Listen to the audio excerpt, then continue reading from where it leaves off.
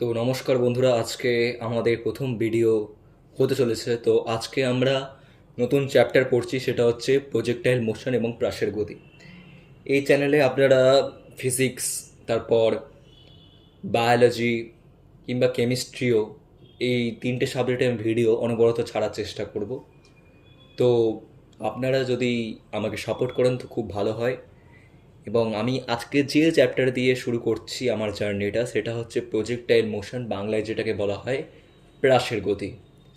তো পড়াশোনাটা শুরু করা যাক। তো প্রজেক্টাইল মোশন বা প্রাসের গতি আমাদের জীবনে ডেইলি লাইফে কোন কোন ক্ষেত্রে প্রয়োগ হয় সেটা আপনাদেরকে আগে বলি।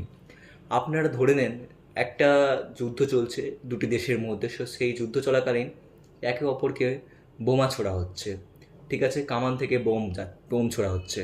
তো ওই কামান থেকে যে বোম ছোড়া হচ্ছে সেটাকে বলা হচ্ছে কি একটা কি বলবো, প্রজেক্টাইল মোশন। ওখানেও কিন্তু প্রজেক্টাইল মোশন কাজ হচ্ছে। যেমন আপনাদেরকে দেখাচ্ছি আমি, ধর একটা প্লেন যাচ্ছে, ঠিক আছে, একটা প্লেন যাচ্ছে, ঠিক আছে। তো সেই প্লেন থেকে বোমা ছোড়া হচ্ছে, হ্যাঁ।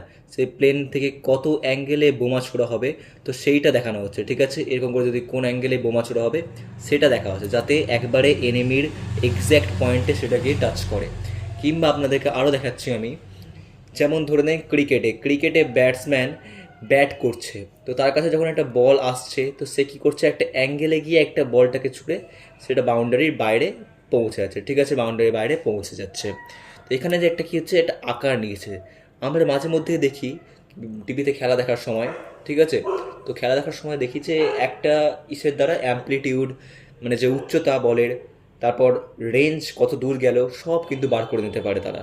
তো সেখানে তার মানে নিশ্চয়ই এই প্লাসের গতিকে কাজে লাগানো হয়, এটা আমরা জানতে পারি। কিংবা ফুটবল যখন একটা ছেলে মারে, তো সেই ফুটবলটাকে একটা প্যারাবোলিক মোশনে, মানে প্যারাবোলিক কথাটা আমরা পরে আসছি, সেটাকে বলা হচ্ছে পরাবৃত্তাকার আকারে আসছে। তো এই যে একটা আকার নিচ্ছে, এটাকে আমরা কি বলতে পারি? এটাকেই তো আমরা বলতে পারি কি, প্যারাবোলিক কন্ডিশন। প্যারাবোলিক কন্ডিশন অবশ্যই বলতে পারি। বা আমরা এটাকে বাংলায় বলতে পারি কি, পরাবৃত্তাকার, ঠিক আছে, পরাবৃত্তাকার। এবার আমাদের প্রবলেমটা হচ্ছে যে আমরা এখান থেকে কনসেপ্টটায় যাই। আমরা অনেক উদাহরণ দিয়ে বোঝালাম যে কোন ক্ষেত্রে কি হয়। তো কনসেপ্টটায় যাওয়া যাক। তো দেখো, কনসেপ্টটা হচ্ছে, আমি এখান দিয়ে শুরু করছি।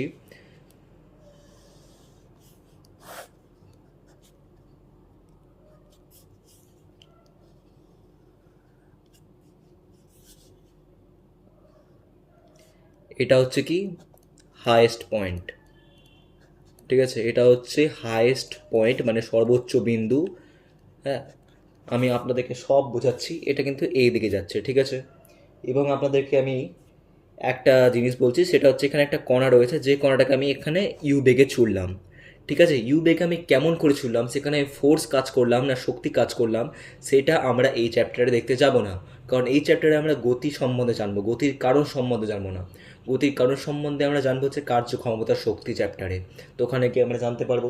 এবার এখানে ধরো 0,0 বিন্দুতে, অর্থাৎ মূল বিন্দুতে বস্তুটা রয়েছে, ঠিক আছে। এবার কি হলো, বস্তুটাকে আমি ছুড়লাম, তো এই বিন্দুতে গিয়ে আটকালো, ঠিক আছে।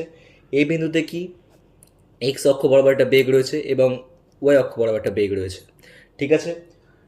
তো ব্যাপারটা হচ্ছে যে এক্স অক্ষ বরাবর কী বেগ রয়েছে এবং ওয়াই অক্ষ বরাবর কী বেগ রয়েছে, ঠিক আছে। তো আপনাদেরকে তার আগে একটা জিনিস বলে দিই যে এটা কি, থিটা কোণে আমি ছুড়লাম, ঠিক আছে। এবং এই যে গোটা একটা এরিয়া এখান থেকে এত দূর যে গেল, এটাকে বলা হচ্ছে কি, এটাকে আর দিয়ে প্রকাশ করা হচ্ছে, ঠিক আছে। এটাকে বলা হয় কি, হরাইজন্টাল রেঞ্জ, ঠিক আছে। এটাকেই বলা হয় হরাইজন্টাল রেঞ্জ। নিশ্চয়ই বুঝতে পারলে। এবার কি হচ্ছে ব্যাপারটা, যে এখানে ধরো ওয়াই অক্ষ বরাবর তো কিছু এগায়নি, তাহলে এখানে কি হয়ে যাবে, বিন্দুটা x,0 আমি ধরলাম, ধরো, ঠিক আছে, x,0 বিন্দু। এবার এখানে এক্স অক্ষ বরাবর, মানে ওয়াই অক্ষ বরাবর একটা বেগ কাজ করছে এবং এক্স অক্ষ বরাবর একটা বেগ কাজ করছে, ঠিক আছে। আচ্ছা, তার আগে এখানে দেখি, এখানে যে অভিকর্ষ ত্বরণটা কাজ করছে এটা হচ্ছে কি, mg, নিচের দিকে, হ্যাঁ। এবং এই এক্স অক্ষ বরাবর একটা বল কাজ করছে, সেটাকে আমরা বলছি ইউ কস থিটা। নিশ্চয়ই একটু ঘটোমটো খেয়ে গেলে যে হঠাৎ করে ইউ কস থিটা কেমন করে এলো, আমরা আসছি সেই জায়গায়। আর এই যে বিন্দুটা আছে, এই বিন্দুটাকে আমরা ধরে নিলাম কি, এক্স কমা ওয়াই, ঠিক আছে। এই ছবিটা আমরা জেনে নিলাম। এবার এই ছবি থেকে কি আসছে, আমরা একটা নতুন ছবিতে আসছি, ঠিক আছে। সেটা হচ্ছে এটা, ওখানে একটু অনেক কিছু লিখে দিয়েছি, তাই আমরা আলাদা একটা ছবি নিচ্ছি। ঠিক আছে, ধরো এক্স কমা ওয়াই বিন্দুটা এখানে রয়েছে। ঠিক আছে, তো এবার কি হচ্ছে যে এই দিক বরাবর একটা বল কাজ করছে। ঠিক আছে, এবং এই দিক বরাবর একটা বল কাজ করছে। তো এটা একটা লব্ধি, ওটা আমি লিখছি না এখন। ঠিক আছে, তো এই অক্ষ বরাবর যেটা কাজ করছে সেটা হচ্ছে কি বলতো ইউ কস থিটা, আর ওয়াই অক্ষ বরাবর যেটা কাজ করছে ওটা হচ্ছে ইউ সাইন থিটা। কেন নিলাম? কারণ এখান দিয়ে যদি আমরা একটা বলটা ছুড়ি, এখানে যে থিটা কোণ উৎপন্ন করে, আমরা প্রজেক্টাইল মোশন করতে গিয়ে একটু পূর্ব চ্যাপ্টারে একটু যাই যে থিটা কোণ থাকলে আমরা যে প্রজেকশন নিই, উপাংশ নিই, তো সেখানে থিটা যেদিকে আছে সেই দিক হিসেবে আমরা ইউ কস থিটা এবং ওয়াই অক্ষ বরাবর ইউ সাইন থিটা নিই। ঠিক আছে, এটা একটা রুলস, এটা মনে রাখতে হবে। ঠিক আছে, এবার দেখো এখানে হচ্ছে তাহলে এই অক্ষ কী হয়ে যাবে ইউ কস থিটা, এইটা কিন্তু কনস্ট্যান্ট। এই যে ইউ কস থিটা এটা অবশ্যই কনস্ট্যান্ট হবে, এবং এটা কি ইউ সাইন থিটা এটা অবশ্যই ভ্যারিয়েবল হবে। ভ্যারিয়েবল কেমন করে হবে এটা, সেটা আমি আপনাদেরকে একটু পরে গিয়ে বোঝাচ্ছি। ঠিক আছে, যে ভ্যারিয়েবল কেমন করে হবে, কারণ এটা একবার এই বিন্দুতে আছে, একবার এই বিন্দুতে থাকতে পারে, আবার একটা এই বিন্দুতে করতে পারে, সেটা কিনা হাইয়েস্ট পয়েন্ট। এটাকে আমি হাইয়েস্ট পয়েন্ট ধরলাম। ঠিক আছে, তো এই জন্য কি এই ওয়াই অক্ষ বরাবর যে বেগ আছে ওটা কিন্তু চেঞ্জ হতে পারে। তো এবার আমরা জানবো যে এখানে ভি ওয়াই, এখানে ধরো আমি লিখলাম ভি ওয়াই সর্বোচ্চ বিন্দু। সর্বোচ্চ বিন্দুতে কি ভি ওয়াই ইকুয়াল টু হয়ে যাবে zero. V y equal to হয়ে যাবে কি জিরো, সর্বোচ্চ বিন্দুতে বেগ শূন্য হয়ে যায় অ্যাট হাইয়েস্ট পয়েন্ট। নিশ্চয়ই বুঝতে পারে অ্যাট হাইয়েস্ট পয়েন্ট। ঠিক আছে, এবার হচ্ছে কি আমি এক্স অক্ষ বরাবর কোনো বল কিন্তু প্রয়োগ করছি না, অর্থাৎ এক্স অক্ষ বরাবর এফ কি হয়ে যাবে জিরো। আমি বল প্রয়োগ করছি কি ওয়াই অক্ষ বরাবর, এই যেটা কি না কি এফ ওয়াই অক্ষ বরাবর যে বল প্রয়োগ করছি ওটা হচ্ছে এম জি, সেটা নিচের দিকে ডাউনওয়ার্ড কাজ করছে। ঠিক আছে, এবার দেখো ভি এক্স কনস্ট্যান্ট, মানে ইউ এক্সটা কনস্ট্যান্ট এবং ইউ ওয়াইটা কি ভ্যারিয়েবল হবে আপনাদেরকে বলে দিয়েছি আমি। এবার চলে আসি আমরা এটাতে, সেটাকে কিনা বলা হচ্ছে এইচ ম্যাক্স। তো প্রথমে আমরা, আর এটাকে বলা হচ্ছে কি বললাম হরাইজন্টাল রেঞ্জ। ঠিক আছে, তো আমরা সূত্রে আসি। দেখো এখান থেকে যে গোটাটা যে সময়কাল এত দূর আসা পর্যন্ত যে সময়কাল, ওটাকে আমরা প্রকাশ করছি কি টাইম অফ ফ্লাইট দিয়ে। ঠিক আছে, টাইম অফ ফ্লাইট দিয়ে। এবার ধরো আমি এই জায়গাটায় একটা এদিকে একটা এদিকে, তো এটা হয়ে যাবে কি, এটা হয়ে যাবে হচ্ছে টাইম অফ অ্যাসেন্ডিং, আর এটা হয়ে যাবে কি টাইম অফ ডিসেন্ডিং। তার মানে আমরা এটা একটা সূত্র লিখতে পারি না যে time of flight equal to হচ্ছে time of ascending plus time of descending. এটা একটা সূত্র। টাইম অফ ফ্লাইট মানে উড্ডয়নকালের যে সময়, সেটা চড়ার সময় এবং নামার সময়। টাইম অফ অ্যাসেন্ডিং প্লাস হচ্ছে কি টাইম অফ ডিসেন্ডিং। ঠিক আছে, এটা হচ্ছে কি মোট উড্ডয়নকাল, এটা হচ্ছে মোট উড্ডয়ন কাল। নিশ্চয়ই বুঝতে পারলে। এবার কি আসছে তাহলে আরেকটা সূত্র আসছি, টি এফ এর সূত্র যেটা আমরা লিখি সেটা হচ্ছে কি বলতো, টি এফ এর সূত্র লিখি আমরা two U sine theta by G. তো টি এফ এর সূত্র যদি এটা হয় তার মানে কি টাইম অফ অ্যাসেন্ডিং আর টাইম অফ ডিসেন্ডিং সমান সমান। তাহলে কি হয়ে যাবে time of ascending equal to time of descending equal to কি হয়ে যাবে u sine theta by g. এই যে ইউ সাইন থিটা বাই জি, নিশ্চয়ই এবার ক্যামেরাতে আসছে। তো এবার আমরা কি এই যে টি এফ ইকুয়াল টু যে আমরা ফর্মুলাটা লিখলাম, এটাকে আমরা একটু বিশ্লেষণ করব। পরে পেজে যাই। তো time of flight equal two যে টু ইউ সাইন থিটা আমরা জানলাম বাই জি। তো একবার দেখো আমরা যে একটা প্যারাবোলিক চিত্র নিচ্ছি, চিত্র নিচ্ছি, তো সেখানে যেটা বিন্দু যাচ্ছে এদিকে এদিকে, হ্যাঁ, তো এদিকে ইউ সাইন থিটা, এদিকে ইউ কস থিটা। তার মানে ইউ সাইন থিটা এটা কি লিখতে পারি আমরা two U Y equal by G, two U Y by G. বুঝতে পারলে নিশ্চয়ই। ঠিক আছে, এবার দেখো আরে চলে আসি আমরা, যেটাকে আমরা বলছি কি horizontal range, U square sine two theta by জি।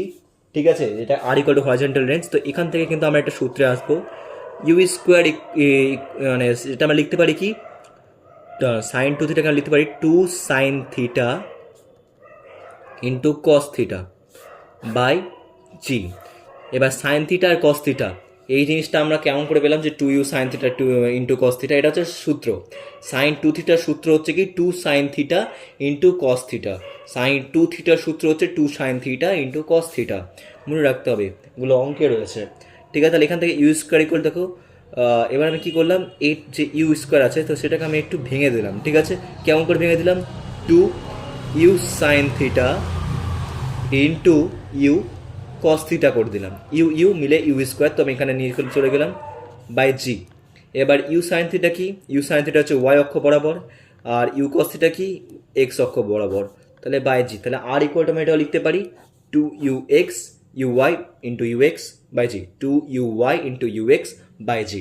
নিশ্চয়ই এটা ক্লিয়ার হয়ে গেল। এবার চলে আসি আমরা লাস্ট সূত্রে, সেটা হচ্ছে কি এইচ ইকুয়াল টু কি u square sine square theta by 2g, u square sine square theta by 2g কেমন করে দেখবো, এটাকে কেমন করে ভাঙা যেতে পারে তোমরা একটু ভেবে দেখো। সোজা U sine theta whole square by কী করলাম 2g।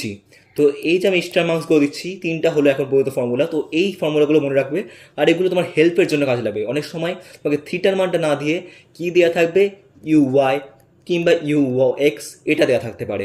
ঠিক আছে, তো ইউ সাইন থিটা মানটা কী বসালাম u y whole square by হয়ে গেল কি 2g, তখন আমরা কিন্তু এগুলো সূত্র কাজে লাগাবো।